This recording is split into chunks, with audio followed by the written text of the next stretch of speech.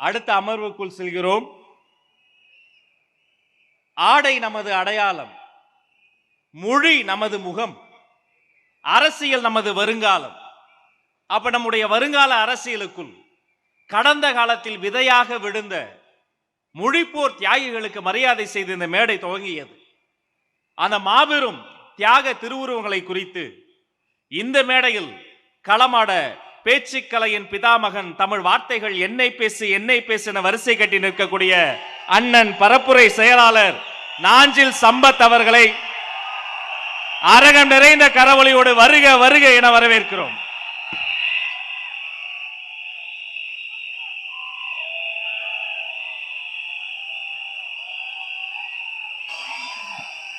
தமிழே உயிரே வணக்கம். தாய் பிள்ளை உறவம்மா உனக்கும் எனக்கும். தமிழக வெற்றிக் கழகத்தின் மாநில மாவட்ட செயல்வர்கள் கூட்டத்திற்கு தலைமை தாங்கியிருக்கின்ற கோடி நிலாக்களுக்கு குளிர்ச்சி தருகிற எங்கள் கொற்றவன், தமிழ் மக்களின் துயரங்களுக்கு ஆறுதலையும் துன்பங்களுக்கு விடுதலையையும் கனவுகளுக்கு நம்பிக்கையையும் தருவதற்கு காலம் தந்த தலைவர் தளபதி விஜய் உள்ளிட்ட அனைவரையும் வணங்கி மகிழ்கின்றேன். இன்றைக்கு மொழிப்போர் தியாகிகள் நினைவு நாள். பொருள் படைத்தோர்கள் உன்னை புறக்கணித்த பொழுதும் உனக்காக இழப்பதற்கு என்னிடத்தில் ஒரு உயிர் இருக்கிறது என்று அன்னை தமிழுக்காக அக்னி பர்வதங்களை அணைத்து கொண்டு ஆபை துறந்த வீரர்களுக்கு புகழஞ்சலி செலுத்தத்தான் என்னை தலைவர் அவர்கள் பணித்திருக்கிறார்கள். மொழி என்பது என்னுடைய முகம். என்னுடைய முகத்தில் அடுத்தவனுடைய முகவரியை எழுத அனுமதிக்க முடியாது. மொழி என்பது என்னுடைய கலாச்சாரத்தை காப்பாற்றுகிற கவசம். இந்த கவசத்தை எந்த கட்டத்திலும் கழற்றி தூர எறிந்துவிட முடியாது. மொழி என்பது எனது உள்ளாடும் உயிர். இந்த உயிரை நான் எப்போதும் எந்த காலகட்டத்திலும் நான் இழக்க முடியாது. மொழிதான் ஒரு மனிதனுக்கு முகமாகவும் முகவரியாகவும் இருக்கிறது. வரலாற்றில் இருந்து ஒரு செய்தியை உங்களுக்கு நினைவூட்டுகிறேன்.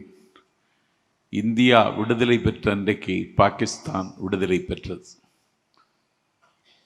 பாகிஸ்தான் விடுதலை கேட்ட காலகட்டத்தில் அது இமேஜின், ஒரு கற்பனை என்றார் பண்டிட் ஜவஹர்லால் நேரு.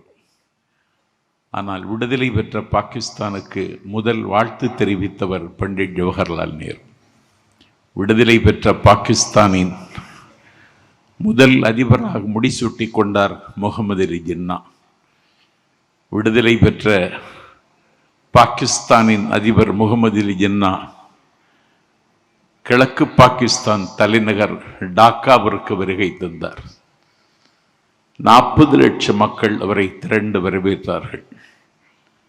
கண்ணுக்கு எட்டிய தூரம் வரை கடலும் திடலும் தோற்கிற கூட்டத்தில் உரையாற்றுவதற்கு ஜின்னா ஒலிபெருக்கிக்கு முன்னாலே வந்து நின்று பேச ஆரம்பித்தார். அவர் பேச ஆரம்பித்த உடனே எதிரில் இருந்து ஒரு இளைஞன் திமிரு எழுந்து, ஷட் அப் யுவர் மவுத், வாயை மூடு என்று வானம் அதிர கத்தினான். எங்களுக்கு ஒரு புதிய நாடு பெற்றுத்தந்த நாயகனை நீ வாயை மூடி என்கிறாயா என்று அவன் வாயை அமுக்கி அவன் தோளை அழுத்தி அவனை உட்கார வைத்தார்கள். மீண்டும் ஜின்னா பேச ஆரம்பித்தார். அப்பொழுதும் அந்த வாலிபன் திமிரு எழுந்து அரங்கம் அதிர கத்தி, வாயாடுவதாக இருந்தால் எங்கள் வங்க மொழியில் வாயாடு, உருது மொழியில் பேசுவதை நான் ஒத்துக்கொள்ள முடியாது என்று அலறினான். அவனை குண்டுக்கட்டாக தூக்கி வெளியில் வீசி எறிந்தார்கள். அன்றைக்கு வெளியே தூக்கி வீசி எறியப்பட்டவன் தான் வங்காளதேசம் என்கிற நாட்டுக்கு முதல் அதிபராக முடிசூட்டப்பட்ட முஜிபுர் ரஹ்மான். ஆகவே சாதி மனிதனை ஒன்றிணைக்காது, சமயம் மனிதனை ஒன்றிணைக்காது, மொழிதான் மனிதனை ஒன்றிணைக்கும். முகமது அலி ஜின்னாவும் முஸ்லீம், முஜிபுர் ரஹ்மானும் முஸ்லீம். ஆனால் மொழிதான் மனிதனை ஒன்றிணைக்கும் என்பதற்கு வரலாற்றில் இது ஒரு சாட்சி.